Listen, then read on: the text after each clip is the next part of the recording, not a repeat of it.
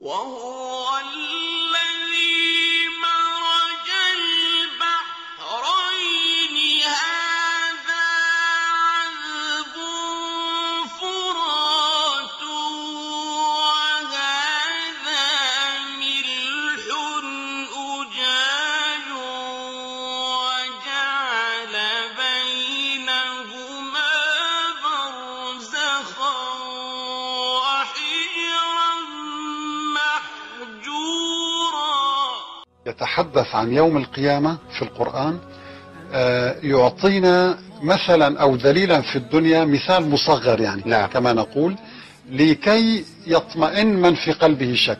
هناك من ينكر، نعم. يقول لك كيف ستنفجر هذه البحار، ولكن عندما يرى مثل هذه الانفجارات سوف يوقن بأن يوم القيامة سيحدث ذلك الانفجار الكبير حيث ينفجر البحر بكامله. سبحان الملك، سبحان الملك، يعني سبحان انظر الملك. هنا كيف هذا الانفجار صورة مصغرة عن يوم القيامة.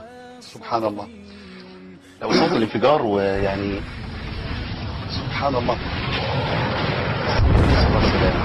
من كان يعلم زمن النبي عليه الصلاة والسلام بوجود انفجار في قاع المحيط حتى يذكر ذلك في القرآن، علمه شديد القوة صلى الله عليه وسلم. ومن كان يعلم بوجود بحر مسجور أي مشتعل، سجرة أي أحمى. نعم. أحمى التنور يعني. نعم.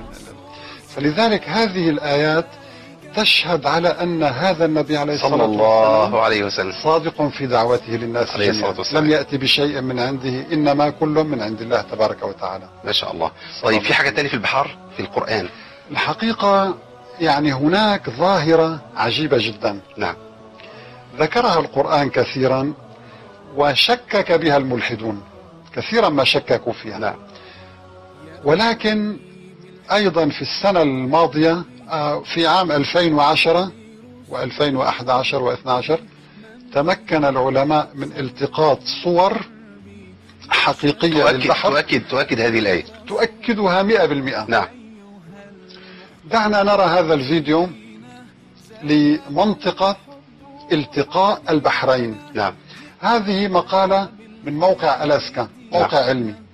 انظر، يقولون البحرين يلتقيان ميت. تمام. البحر الذي على اليمين هو بحر شديد الملوحة، على اليسار بحر قليل الملوحة، وفي الوسط البرزخ. سبحان الله. والمنطقة التي التقطت فيها هذه الصورة في خليج ألاسكا، تمام. في المحيط الهادئ. طبعا الغريب الذي يعني استدعى انتباه العلماء، كيف يتدفق البحر المالح عبر البحر الأقل ملوحة. نعم. يعني البحر الذي على اليسار، على يسار الشاشة، أقل ملوحة هو من أقل البحر. ملوحة فيظهر بلون فاتح. نعم. انظر، بسبب انحلال بعض المياه، ذوبان المياه الجليدية العذبة، فتخفف ملوحة البحر. نعم. فيصبح لدينا بحرين. نعم. بحر أكثر ملوحة، بحر مالح، وبحر خفف من خلال نزول ولكن الجليد. كلاهما مالح. نعم. سبحان الله. فهنا يستخدمون، انظر، two oceans meet، يلتقيان. نعم. يستخدمون نفس الكلمة القرآنية. نعم. وحتى عندما كنت أطلع على هذه المقالة أو هذه الصورة والتعليق على، ويستخدمون، انظر هذه الكلمة ميت أي نعم. يلتقيان، البحران يلتقيان، هكذا ترجمتها في اللغة العربية. وفي أسفل الصورة ماذا وضع المؤلف؟ وضع كلمة مرجنج.